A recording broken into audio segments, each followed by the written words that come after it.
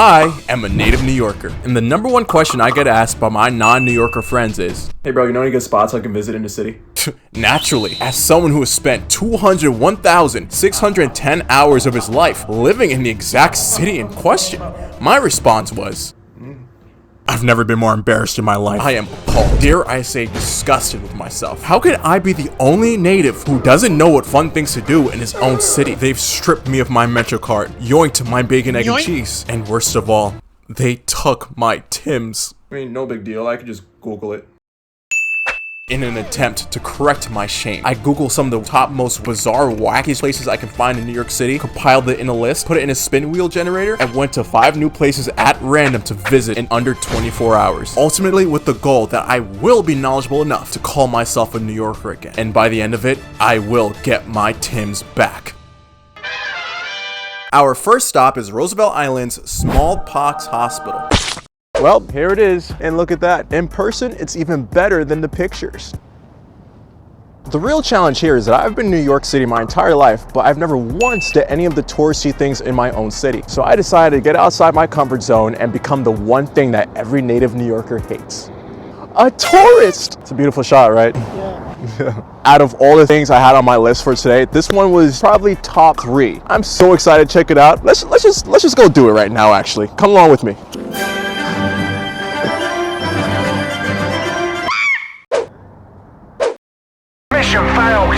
We'll get them next time. Yeah, I didn't know what I was expecting either. Apparently there was a time in the 1800s where smallpox was so rampant that they needed to create an entire hospital just to administer vaccines. Funny enough, this was actually the first hospital in the country to host patients with the smallpox virus, and they decided to build it right here in New York. This was built in 1856 by James Renwick Jr., the same man who also designed the Smithsonian in Washington, D.C. and the former New York Stock Exchange. But what makes this place the most interesting is its reports of paranormal activity. After some extensive digging, I discovered the dark history that lay behind these gates. Smallpox was the deadliest virus of its time, and this hospital alone unfortunately led to the deaths of 14,000 people, which is bizarre for such a small hospital that's only been open for about 30 years. It was said that there were so many dead bodies that they all had to be heaped into a great pile, burned, and then disposed of in the East River. Many people have reported ghostly phenomenon happening on the grounds. The sound of babies crying at night time with no babies in the area, disembodied footsteps can be heard where there is no people around, and even screaming in the dead of night. There are also believed to be apparitions of the deceased patients wandering the grounds in search of their lost bodies. One in particular of a mysterious elderly woman who could be seen gazing at the living at a distance. Maybe it was actually a good thing that it was blocked off from the public. Oh, sorry. I didn't see you guys there. I was just reminiscing. So we weren't able to explore the building. But I was able to make some new friends today. And they also happen to be YouTubers. So look at that. Hey, are you guys filming the building too? Yeah, yeah, me too, but you guys got significantly better equipment than I have. That's hilarious. I know I'm laughing here, but I'm serious. I am passionately jealous of this man's camera. I told him goodbye. Nice to you too. Stay safe, okay? And as I was recording something else for another scene, something cool happened. Oh shit, it's another cat. Wait a minute. What's going on? Here, kitty, kitty, kitty, kitty. Do you know where I can find my Timberlands?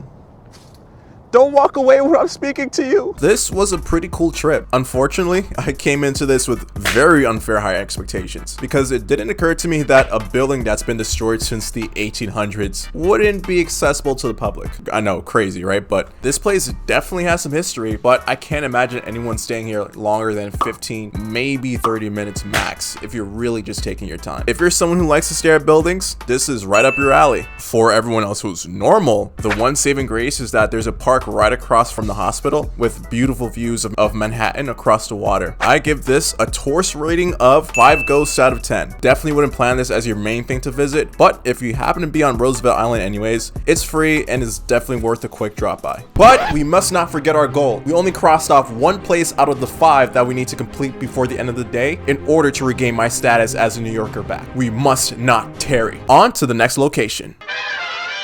I was on my way to our next stop. But then, something happened. There are 2 words I never thought I'd tell myself as a New Yorker. I'm lost. Curses! How could I, a born and bred Brooklynite, be lost in New York? It's worse than I thought. Without my Tims, I'm powerless within my own city. Google Maps took me around in a circle, so much so I almost thought the place didn't exist. I ran around the entirety of Roosevelt Island. I even swallowed my New Yorker pride and asked for directions. Excuse me? Do you happen to know where the cat sanctuary is? I'm not sure. I'm pretty sure it's not on that side, but you might want to check out on this side. There are a few things going on over there. Okay. It might be there. I'm not sure though. No, it's fine, but thank you so much. I'll check it out. But here's the deal. The directions he gave me were back in the same direction as the Smallpox Hospital. You know, the same place we were just at. It was already just about 1 p.m. and I had no other leads, so I reluctantly went with his advice. Although I was doubtful. I've already scavenged every square inch of this area. Oh wait, it's right there. I guess the cat we found earlier should have been our first clue. Ha. Welcome to the Cat Sanctuary, also known as the Wildlife Freedom Foundation, here on Roosevelt Island. This is a not-for-profit pet/animal rescue shelter, which saves animals who've been unfortunately abandoned, neglected, or experienced animal abuse. This location in particular is the largest sanctuary of the 3 in New York, and for the most part, it's been run by one woman for the past 8 years. Hi, are we... Damn, these guys are loud. It's a revolution. Well. If this is the last video you guys will ever see from me again, you know what happened. This is Rosanna. She's the owner of the foundation and overall the sweetest person you can meet. If there's anyone you'd want taking care of a sanctuary of abused animals, it's her. Rosanna cares for the well-being of the animals, so much so that we weren't allowed to go inside and pet the cats. But we were able to ask her a few questions about the foundation and how she helps the animals. In your opinion, what makes the cat sanctuary so special? First of all, we are a non-for-profit organization, Right. 501c3, of course. What makes it so special is that we pull cats from the killing shelter of the city, the animal control, and we rehome them. The most special thing about this cat sanctuary, in my opinion, is that, as you can see, we have here wildlife and cats, and they all get along. Yeah. So we rehabilitate wildlife. We are federally and state licensed. Right. We have actually permanently disabled Really? animals here. Wow. We have, squirrels, cats, birds, large birds, medium birds, small birds, and opossums. They all get along. What would you say the ideal goal for the sanctuary is? Would your goal be to want every animal here to be adopted someday, or more We so? adopt. We have very good adoption rate, except Nice. that was slowed down by COVID. And of course, as many as we adopt out, as many as we pull Yeah. from the city shelter. What inspired the creation of the foundation? As a little child, I started to try to rescue animals. So my grandmother had a lot of animals in her backyard. That's how I grew up, always with lots of animals around me. Right. So it has been always my passion and love to rescue animals and know that they are in a safe place or safe environment. And that's what got me started.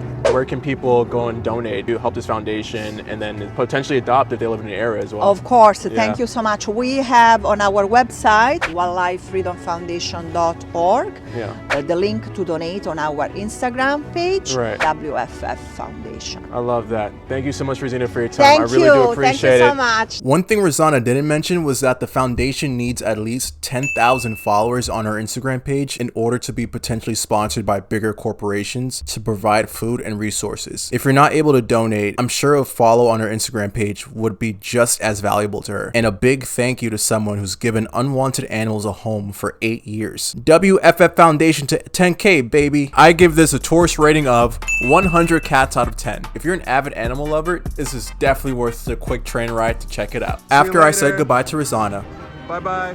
I crossed the second location off the list. We are making progress, but we're still a ways away. 2 down, 3 more to go before the day ends. On to the next location. Well, it says do not feed the animals, but there's nothing that it says about... Hey, so you guys wouldn't know where I can find a pair of Tims, do you? No? Just walking away. Okay, sorry for bothering you. Bye. We're crossing the bridge over to 34th Street to Tannens Magic Shop. Oh wait, wrong magic store. Tannens Magic Shop. It was literally across the street. This place is kinda hidden. You literally have to go to this building here, talk to the security guard, and she'll direct you to the 6th floor. There wasn't any outside advertising, so it's possible that unless you knew to look for it, you wouldn't have known this place existed. Almost as if it were intentional? What are they hiding here that they don't want the outside world to know? Well, only one way to find out. Well, after doing research, it turns out this magic shop has been in New York since 1925 and allegedly the oldest magic shop in America. So, shockingly, the outside world does know about this place. They all did, except me. I'm more ashamed than you are. This shop was founded by famous magician Louis Tanner and is a one-stop shop for all aspiring and expert magicians alike. Now, I'm no magician, but one of my favorite online multiplayer games growing up was a game called Wizard 101. And from all my experiences playing that game as a kid, I felt I was confident enough that I knew a thing or two about magic. Even after exploring this shop for a good 15 minutes, nothing could have prepared me for my next challenge. The shopkeeper, whose name I forgot to ask for. So for the time being, as the leader of this wizarding establishment, we will call him the Grand Wizard. Unbeknownst to me, the Grand Wizard has a few tricks up his sleeve. Wait, doesn't Grand Wizard have a negative connotation to Merle Ambrose? You see, Merle wanted to show me a couple magic tricks to test my might and see if I deserve the title of wizard. By the menacing look in his eyes, I can tell that this will be the challenge of the ages. Then I thought to myself, if I beat him in his own game and was successfully able to decipher how he was able to pull off each magic trick and or cause him to fail a magic trick, maybe I'd gain enough magic power to simply conjure myself up as a New Yorker again. And I won't even need to go to these last two places. Let's do this. Can read your mind. It can read my mind. Think of a card. Do you have one? Yeah. The Joker, though. Okay, yeah, for sure. So name your card. 5 of clubs. I knew you'd say that. Oh, really? No, seriously. 5 of clubs, you said, right? Right. 5 of clubs. Okay. The deck knew you were going to choose the 5 of clubs. Because out of this deck of cards, you can see, you don't have a red back. Right. But this is the only result. No way. What? That is insane. Darn it! Not only was he able to pull off the magic trick successfully, I wasn't able to figure out how he did it. So now I have to figure it out on the next one or else I'll lose. It's a little die. All you have to do is give it a roll. Do me a favor with your one hand.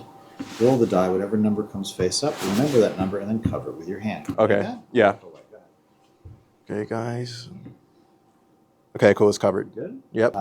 Just look at me in the eye for a second here. I'm going to say the numbers 1 through 6 out loud. Say them with me. Okay. Here we go. 1, 2, 3, 4, 5, 6. One more time. 1, 2, 3, 4, 5, 6. You noticed this? I noticed it. When we started, the first number you raised your eyebrows to, I'm going to say that's the number 1. And you'd be correct. Do it again. Get another roll. Yeah. All right. This is so cool. All right. Let's make it a little bit more difficult. Whoops. My bad. A little bit more difficult. Okay. Cool. It's covered. You want to change it for a different number now? Yeah. Why not? Let's do it. Let's Change it. change it.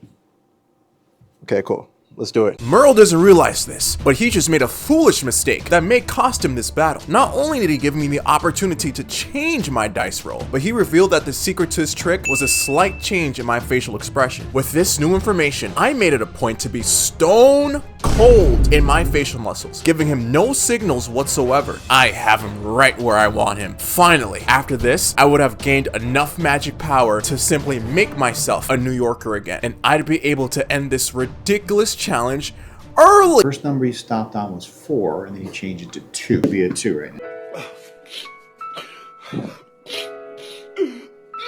I rate this trip 8 magic hats out of 10. If you're a fan of magic and you want to do something just a little bit different in the city, this is definitely worth the trip down. Also, if you do end up coming here and you happen to beat the shopkeeper at his own game, please send it to me. I need to know that I've been avenged. On to the next location. We're jumping all the way downtown in Soho to the Evolution Store. Have you ever thought to yourself, man, I want dead animals in my house?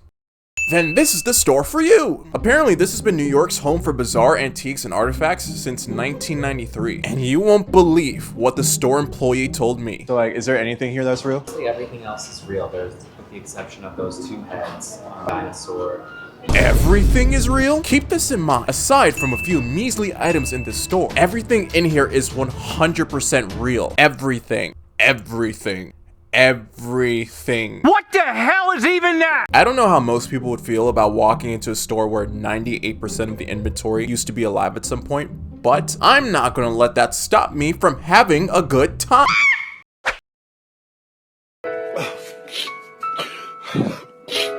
This place has everything you need in your home for your family to question your sanity. A monkey that's been ripped from its family, skinned, and stuffed, inevitably becoming your living room decoration?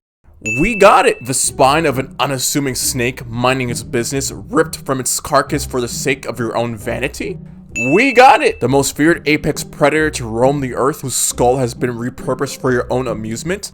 We got it! And we also got Shen from Kung Fu Panda. This store was fun. The fact that the outside is so unassuming, like it's just another store until you walk in and see the monstrosity inside, is so cool. Not necessarily my thing, but if you're the type to collect very unique items, this is the spot for you. I give this a tourist rating of 10 dinosaur skulls out of 10. There's stuff here you probably won't find anywhere else, so it's definitely worth the trip. Guys, do you know the magnitude of what we have just accomplished? 4 out of the 5 locations that we plan to visit today are officially crossed off, meaning we only have one place to go before I regain my status as New York. We mustn't waste any more time. Let's go to the last location. And right there.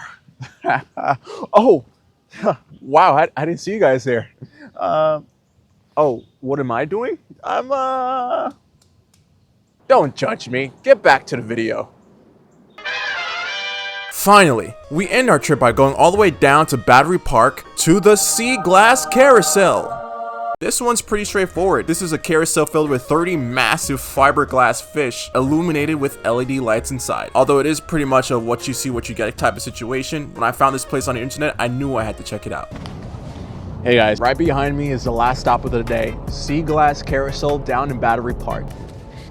Wait a minute, there's a lot more kids on this than I actually thought there would be. Wait, is this a kids ride? Well, unfortunately guys, that means this is the end of the video. I can't imagine me as a 23-year-old adult riding on a kid's carousel for a YouTube video. As much as I hate to say it, I will never catch myself on this ride. Never. Ever. Ever!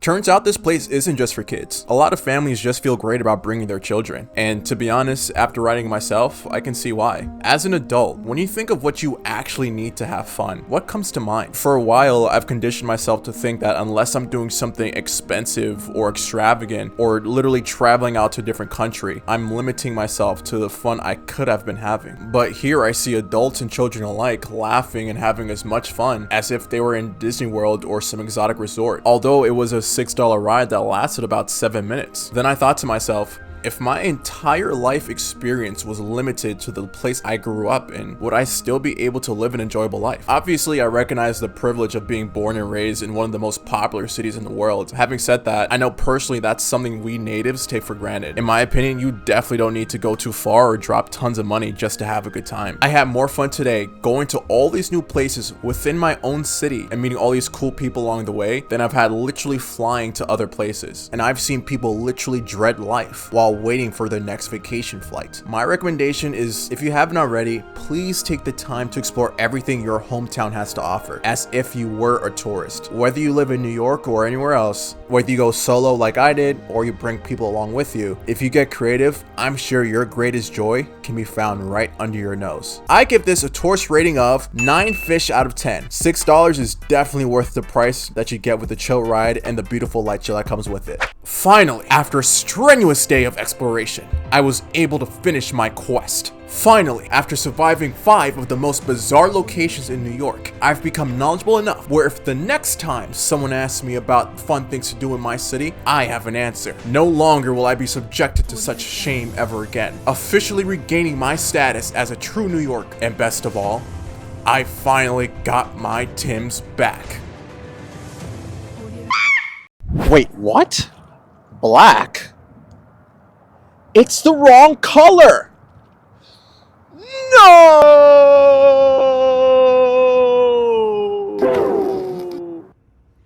Hey guys, thank you guys so much for over 100. Give me a sec. Gotta make sure I look appropriate. I just want to say thank you guys so much for over 100 subscribers. I know that doesn't sound like much in the grand scheme of things. The way how I look at it, the fact that over 100 people looked at my content and said, I want to view that, I want to be recommended, that means the world to me. So thank you guys so much for that. I know this is just a little bit different from my last video, but I had a lot of fun making it. What can I say? If you made it all the way to the end regardless, I hope you guys had a lot of fun watching it. If you do end up liking it, please consider liking the video and or commenting that, just so I know this is something that you guys want to see more of in the future. And I really do want to help Rosanna from the Cat Sanctuary reach over 10,000 followers on her Instagram page. She was such a sweetheart when I interviewed her, even off camera. She definitely does care about the foundation. So follow her on Instagram, and as usual, all the sources to make this video will be in the description below as well. Nothing else. I hope you guys have a good one. Peace out.